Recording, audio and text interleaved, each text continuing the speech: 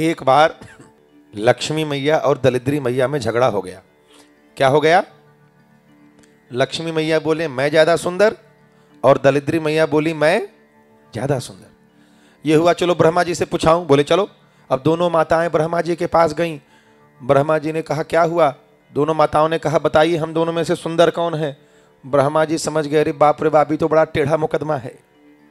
लक्ष्मी मैया को सुंदर बता दूं तो दलिद्री मैया नाराज हो जाएं, संसार में उथल पुथल मचा दें, और दलिद्री मैया को सुंदर बता दूं तो लक्ष्मी मैया नाराज हो जाएं। तो लक्ष्मी के बिना कोई काम होने वाला, केला प्रसाद मिलने वाला, पंडाल लाइट लगने वाला, बिना पैसा के पंडितों जी शंख सुखी नहीं बजाते हैं।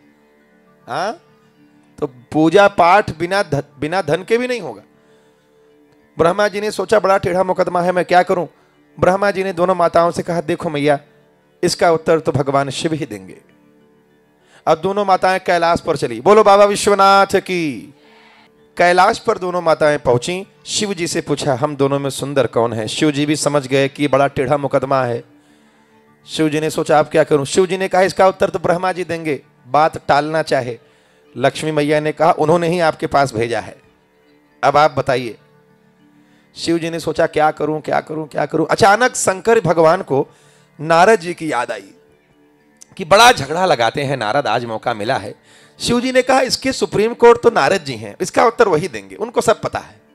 अब दोनों माताएं शिव जी को प्रणाम करके चली नारद जी को ढूंढने। अब नारद जी अपना श्रीमन नारायण नारायण नारा गाते बजाते नाचते जा रहे थे, सुखी थे मस्ती में। इनको क्या पता आज क्या पहाड़ टूटने वाला है।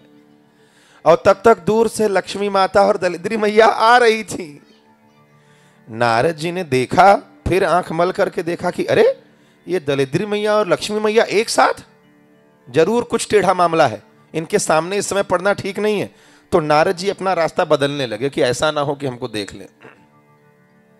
जैसे ही नारद जी अपना रास्ता बदलने लगे, लक्ष्मी मैया ने दूर से आवाज दिया नारद जी रुकिए, आपे के पास आ रहे हैं। अब नारद जी रुक गए। अरे मैया आइए आइए, प्रणाम प्रणाम प्रणाम। हाँ नारद प्रणाम।